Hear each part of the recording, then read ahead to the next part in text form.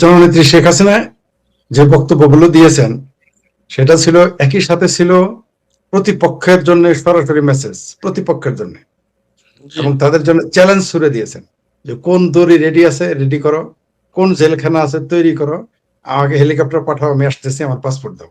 তিনি এগুলো বলেছেন, মানে চ্যালেঞ্জ ছুড়ে দিয়েছেন উল্টো। এরা না বলেছে তাকে ধরে নিয়ে আসবে, হ্যান করেঙ্গা ত্যান করেঙ্গা, কত কিছু বলেছে শেখ হাসিনা, জননেত্রী শেখ হাসিনা উল্টো বলেছে।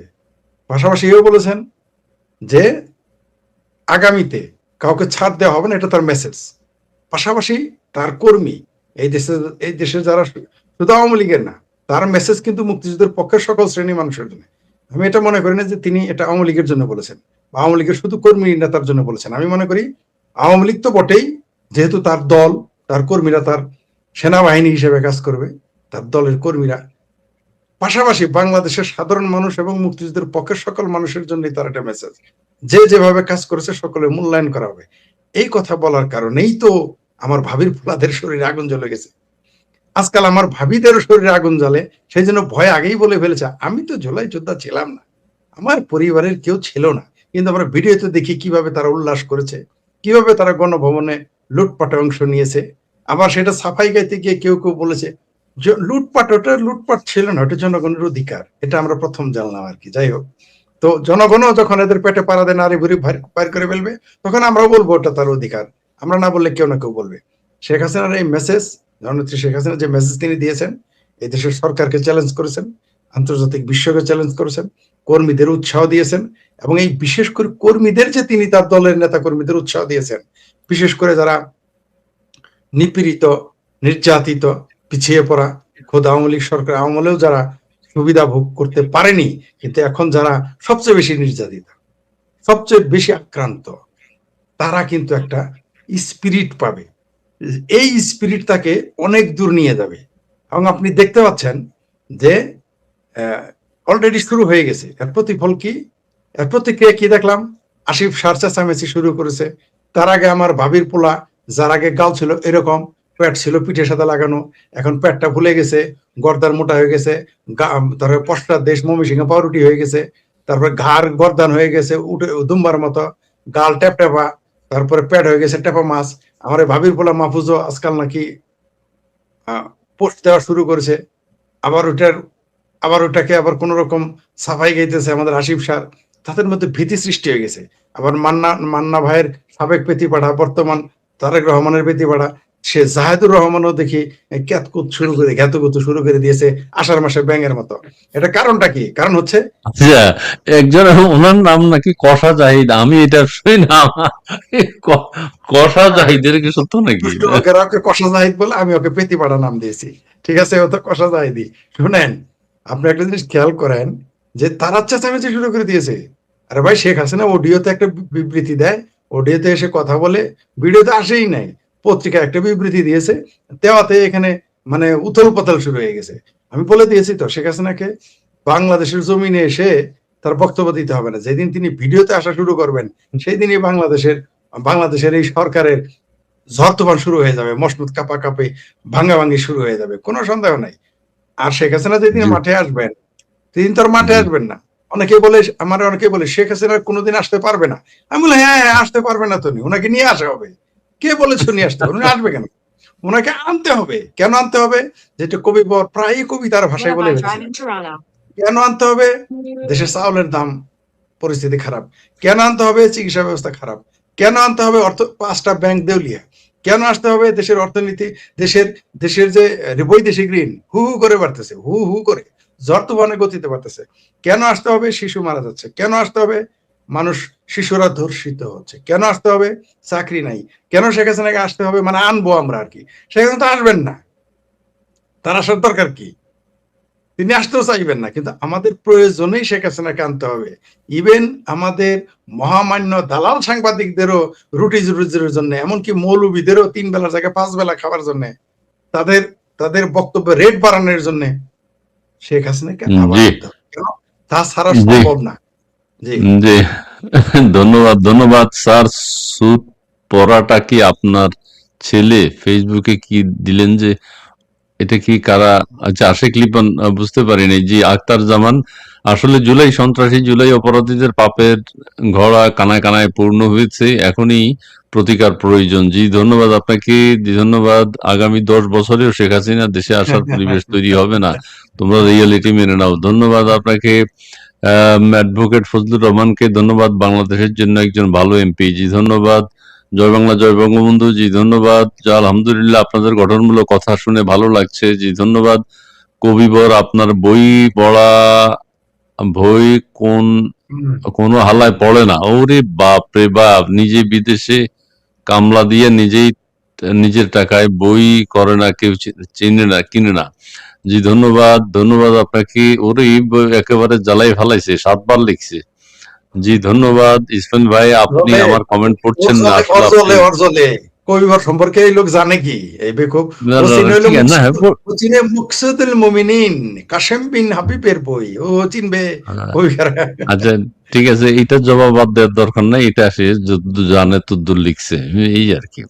আমি ঢাকায় ফার্মগেট এলাকায় থাকি, পাড়া মহল্লায় রাস্তা যেখানেই দেখি আওয়ামী লীগ ছাড়া আর কোনো লোক নাই। জি ধন্যবাদ। ফরিদ ভাই, আপনার সরিষাবাড়ি এমপি মন্ত্রী ডাক্তার মুরাদ সম্পর্কে কিছু শুনতে চাই। জি ধন্যবাদ। আচ্ছা, আমি আর কমেন্টগুলো আমি দেখাতে থাকি, কমেন্টগুলো আমাদের দেখাতে থাকি। এবার কবিবরের কাছে যাই। জি, শেখ হাসিনা যেদিন প্রত্যাবর্তন করবে সেদিন জেল তো দূরের কথা, ধুলার সাথে সব উড়ে যাবে। জি ধন্যবাদ। জয় বাংলা, জয় বঙ্গবন্ধু।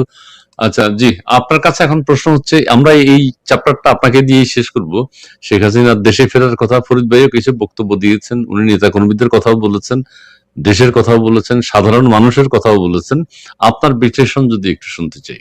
আমাকে একটু সময় দিতে হবে এবার। অ্যাকচুয়ালি আমি বেশ বড় ধরনের নোট নিয়েছি শেখ হাসিনার এই সাক্ষাৎকার সহ। শেখ হাসিনা প্রথম সাক্ষাৎকার দেন বিদেশে যাওয়ার পরেই অক্টোবরের 25, গত বছর অক্টোবরে তিনি সাক্ষাৎকার দিয়েছিলেন ইন্ডিপেন্ডেন্ট ইউএস থেকে, আর রয়টার ইউএস থেকে, আর ফ্রান্সের এএফপিতে। তিনি সেখানে বিশেষত এই সাক্ষাৎকারগুলিতে ব্যাখ্যা করেছিলেন যে বাংলাদেশে কোন পর্যায়ে সেই সন্ত্রাসীদের উত্থান হয়েছিল সেটা নিয়ে। এরপরে উনি সাক্ষাৎকার দেন নভেম্বরে নিউজ 9 এবং নিউজ 18-এ।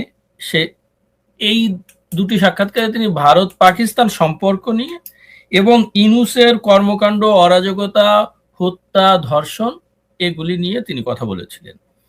কিন্তু তিনি গতকাল যে সাক্ষাৎকার দিয়েছেন 3টি পত্রিকায়, আনন্দবাজার, হিন্দুস্তান টাইম আর মিলিনিয়াম পত্রিকায়, এই সাক্ষাৎকারগুলিতে তিনি কিন্তু স্পষ্টভাবে এক একটা পত্রিকায় এক একটা বিষয় তিনি উল্লেখ করেছেন। খুব মজার ব্যাপার, তিনি তার ফাঁসি এবং নিষেধাজ্ঞা সম্পর্কে বলেছেন।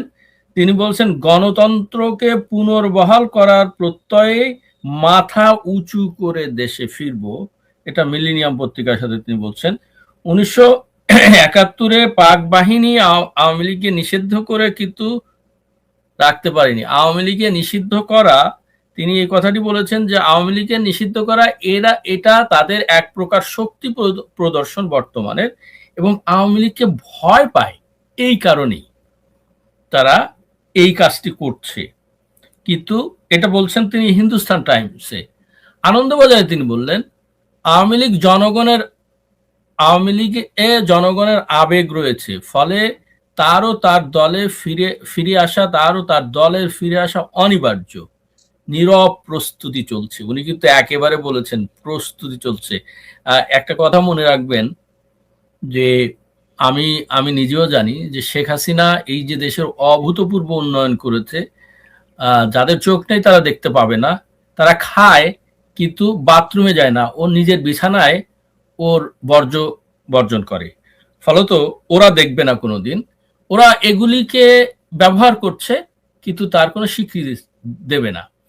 ফলত তিনি 24 ঘন্টায়, যে 17টি বছর 24 ঘন্টা, 17 বছর না, 81 সাল থেকে তিনি 24 ঘন্টা কেটে দেশটাকে কিভাবে গড়বেন সেই পরিকল্পনা করেছেন প্রথমে, তারপরে একে একে প্রত্যেকটা পরিকল্পনা বাস্তবায়ন করেছেন। আজকে দেখলাম তারেক জি একটা কথা বলেছেন যে কর্ণফুলী টানেল দিয়ে গিয়ে ওই পাশে একটু অসাধারণ শহর তৈরি করা হয়েছে ফর নাথিং।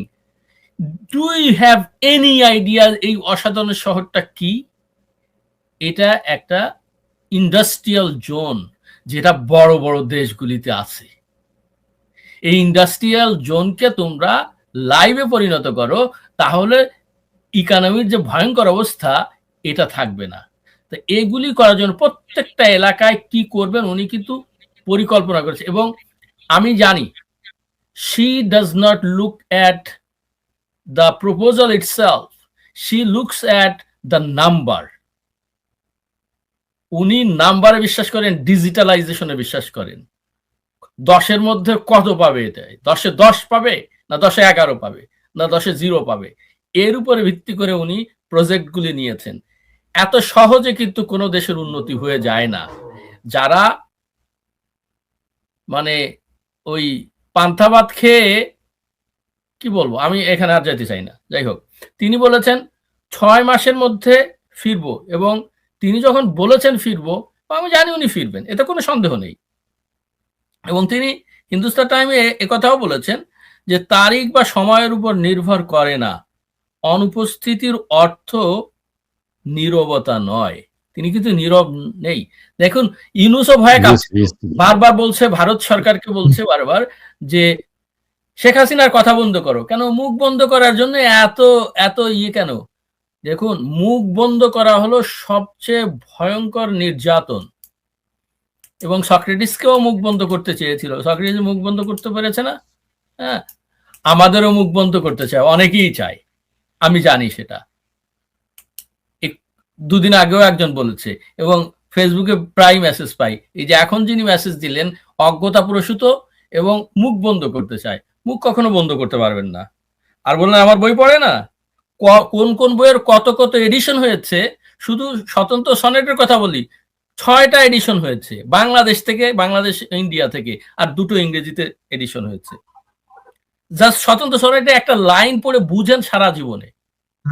নক্ষত্র মানুষের প্রচ্ছদে 2টো এডিশন হয়েছে, নির্বাচিত কবিতার 2টো এডিশন হয়েছে, কবিতার ছন্দ যেটা 20টা ইউনিভার্সিটিতে পড়ানো হয়, আপনার বাবারা পড়ে ওইগুলি, আপনি যদি হ্যাঁ, সেই 3টা এডিশন হয়েছে, এখন আউট অফ প্রিন্ট। এবং